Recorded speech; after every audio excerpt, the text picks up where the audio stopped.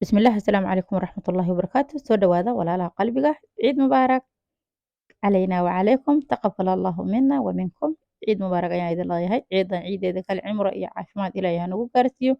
Waa maalintii labaad iyo ciidii iyo beerta Daarisalaam. Maasha Allah tabaaraka Allah idinkana nala ciida waqti nala qaata nala farxa. Yaa maasha Allah nala ciida muuqaalkana laagta noogu dhufta. Waa maalintiini labaad iyo ciida iyo beerta Daarisalaam. Maasha Allah tabaaraka Allah muuqaal yar oo gaaban aan ka soo duubay. Muuqaalkan 2 daqiiqo ayuu soconayaa. Meelo badan kama aana soo duubin beerta saxmadda buuqa. Maasha Allah jaamka Ilaahay ha barakeeyo ummadeena dalkeena iyo dadkeenaba Ilaahu noo barakeeyo maasha Allah. Meel aad ka istaagto ma helaysid. Hore haddii aad socotana qof aad ku istaaga gadaal haddii aad socotana qof aad gadaal u istaagaysaa ku dhah.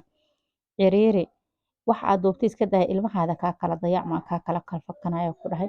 Marka aniga muuqaal dheer kama aana soo duubin. Hala yaro ilmaha wiifowga iyo meeshaan oo doomanka iyo waxyaabo yaryariis ayaan ka soo duubay. Maasha Allah idinkana nala daawada oo muuqaalka nala sheer gareeya nala lay gareeya dalkeenu nabada iyo dadkeenu nabada ayaan Ilaahay ka baryaynaa weydiisanaynaa. Maasha Allah quruxda iyo bilicda labadaba meeshaan yaa laguma soo koobi kara dalkoo nabada iyo dadkoo nabadaba Ilaahayow na tus maasha Allah. Meel kaleba looma dalxiis tageen meel kaleba looma damaashaad tageen meel kaleba looma dhoofeen ku dhahay. Quruxdan iyo nimcadan hadduu Ilaahay nabad noogu daro maasha Allah. Qof aan wax kale ka baryayna ma lahan maasha Allah. Muuqaalka nala lay gareeyo nala sheer gareeyo asxaabtiina kale la wadaaga muuqaalka ii sii sheer gareeyo comment qurux badan iyo reeb oo dhiirigelina. Waan kaaga mahadcelinaa daawashada muuqaalkan. Shukran ayaan ku leeyahay maasha Allah tabaaraka Allah.